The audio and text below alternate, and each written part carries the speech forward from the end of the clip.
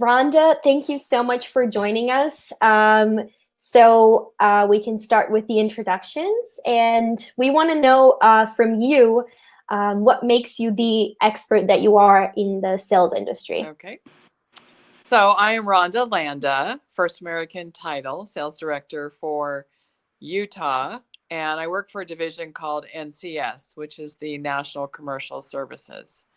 And I'm in sales for a couple of reasons. One, I personally believe that nothing can happen until a product or an idea is sold. So you have to have the right people out there to have that passion for what it is that they're selling and have the perseverance and patience to sell to people that don't know they need you or your product. So it's tough, but it's extremely rewarding at the same time. And I believe sales is a combination of emotional intelligence. So understanding, that we're all people first. We all have the basic needs and wants first. And then depending on where we are in the world and what we're doing as a business, what will be helpful to us going forward and if our product will work. And that's where the you might say the information and the education as to what you are gathering from that person and what you can deliver to that person. So we want to look at ourselves more as a consultant that interviews and in some words we call it programming, so that we can find out what is it that you do, what do you need to do your job better to be more successful, and then from that funnel, do I have something that can answer that need? Yeah. And then further that discussion. So I like it because it's somewhat investigative. It's very personal.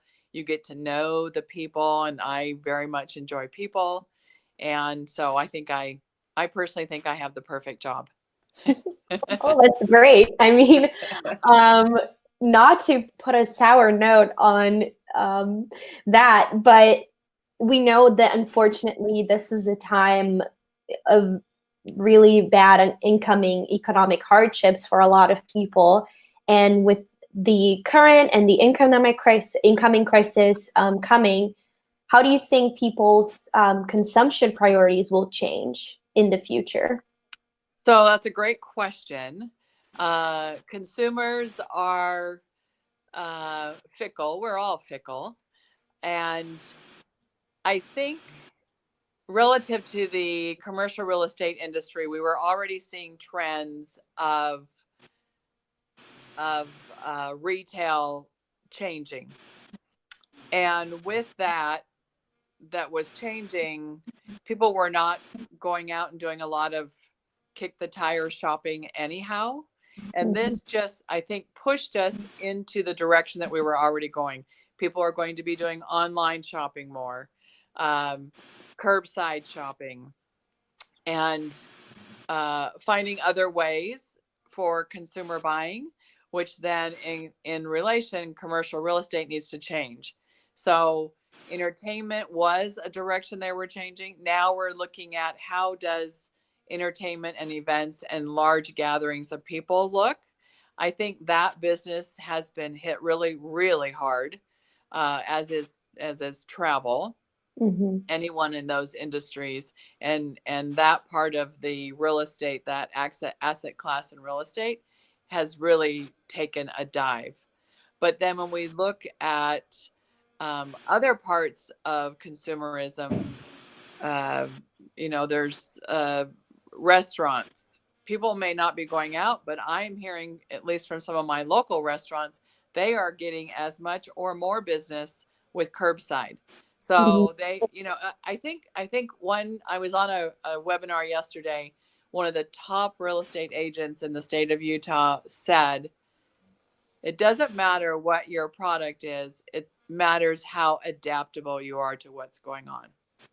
So that's the lesson on consumerism, I think, is we need to pivot and adapt to change and be creative and come up with new ways to solve some of the same problems. Yeah, I think that's the perfect segue for the other question that we were thinking of, Uh-huh. because we've seen a lot of growth in e-commerce, like you said, and different options. And when we looked at Hult's 2020-2021 Mm-hmm. brochure, they said that 17% of the graduates end up in consumer goods and about 8% end up in real estate. And how do you think that'll affect these jobs and how these jobs will change? Another great question and a little bit tough. Consumer goods and real estate. So I'll jump to real estate first because I know real estate so well. And the thing about real estate has always been in the past, when you get into it, it takes time to be successful. You have to have staying power. You have to be continuously on your mark, willing to not make a lot of money in the first few years. That whether you're in commercial or residential sectors of anything that has any kind of transaction within the real estate world, it takes a while to get a following, and it takes a while to create that trust. So even though this is a huge economic crisis, in the same respect, it's a short one. When you look at a 10-year, we kind of look at 10-year windows of Mhm. economic recovery, recycle, upcycle, recession, and then it starts all over again. And so we have had, a few months of record-breaking lows, but we're starting to see it pull out. And there are pockets where some of the very, very high end real estate in very exclusive areas is not moving and not selling. So they will be affected. But the median is still strong. People might not be deciding to move today, but if they were planning on moving, more than likely they will move within 3 to 6 months. So it's a small cycle if you look at that 10-year window. And I think that's what sometimes we watch the news a lot, and the news is selling us to watch them, and we watch them because everything is so big. The news is so big, but we have to step back and say, okay, that piece of news is good for today. That's a slice of news media today, but what's it look like in the context of 10 years? Mhm. And I think even with the consumer goods industry, yes, it will change, but again, they may not be going into those traditional roles of consumer goods, but there will be other roles created out of this that they will go into. So I have so much faith in people and invention and creativity that there will be other options, and we just have to be open to not always saying this is exactly where I'm going to go and what I'm going to do and what I'm going to be when I grow up, but to be open and flexible to what those changes and options, and maybe you're even going to create whatever the new trend is, or the new consumer good, or the new way a consumer good is delivered. So Mhm. that's my take on it. Yeah, something that came to mind when you were talking about real estate and moving is how I mean, I believe that with work from home culture, a lot of people are also wanting to abandon the big cities and the urban centers, and a lot of people are trying to move to, a more calm area. So maybe that will also be an opportunity for real estate in the future. It, you Yeah, know, so it most definitely is. I know one couple that sold their house, and they have a small condo here in the city, and then they have a condo at the beach in California. mhm, So I am, and I've heard that some executives, from some of the big high tech companies, we have a high tech um, sector here in Utah, and I hear that some of the big executives from California are buying homes here because of what you just stated. They can, we have pushed ourselves where technology was trying to push us, and people are understanding that we can still be productive and produce without having to go into the office. Although there's pros and cons about, I still think you need to meet people and create culture and be somewhat connected in a real world besides just virtual. Yeah. I know we went over it a little bit, but since Corona started and all of this has been happening, do you think the prices of properties have been going down or up? Like, how is the market looking if you're willing to buy or sell at this moment? Right.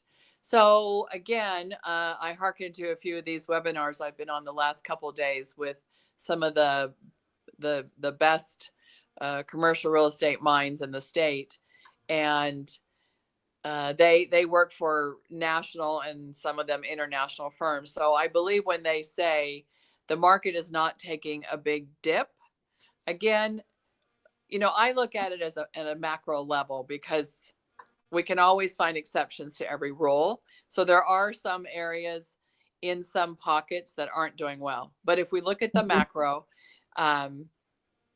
even retail through e-commerce, the industrial market is just booming, because now we need warehouses and distribution and manufacturing, more manufacturing centers spread out, because we're going to have more e-commerce. So retail is moving to e-commerce, and multifamily apartments. We still need a place to live. So the big institutional buyers are still buying large apartment buildings, and people who have, some of them have jobs where they will be continuing to work. They're going to continue to buy and sell homes. And if they can't, they're going to be the ones going into the apartments. So we're still going to see some of that on a strong scale.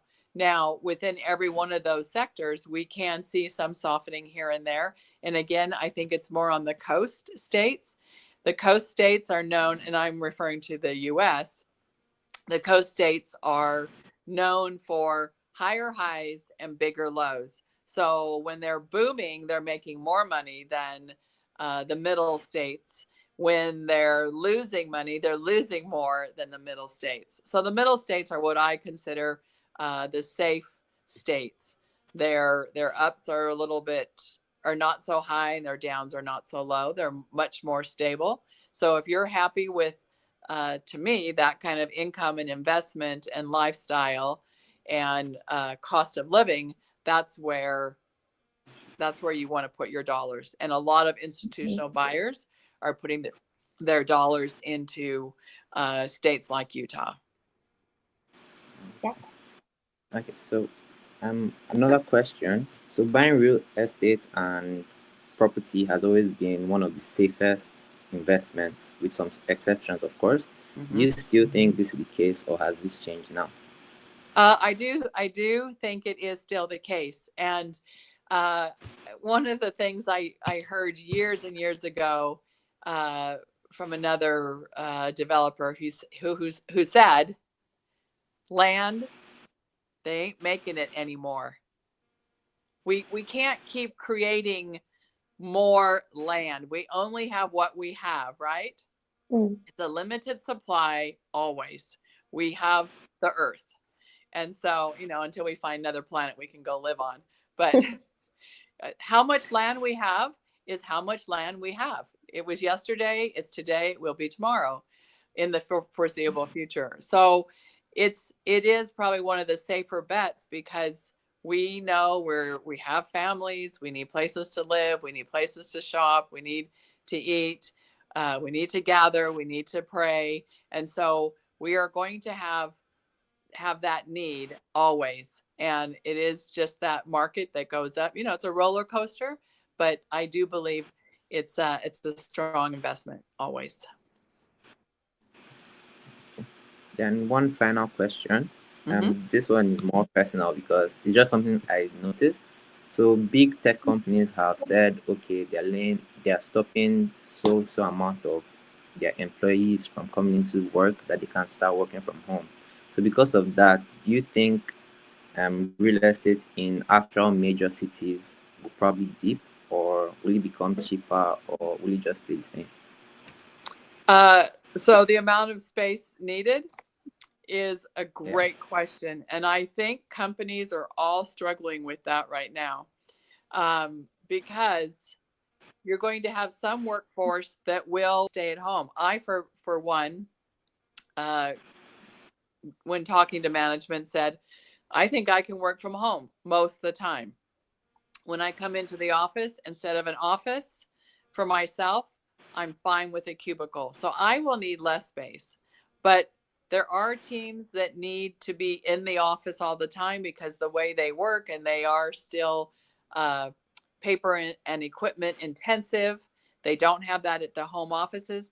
So they will actually end up needing more space because they were in smaller spaces and now they need to distance.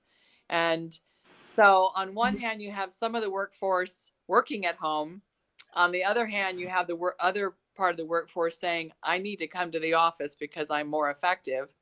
I need more space. So then they need more space. So the end of the day, I'm betting it's going to be net, that there will be, if you take 10 companies, there will be probably 2 or 3 who will give up 80% of their space. There will be 2 or 3 that will increase their space probably by 50% because they can't be shoved in little cubicles. And then the companies in the middle will probably need about the same. So end of the day, I think it will be net.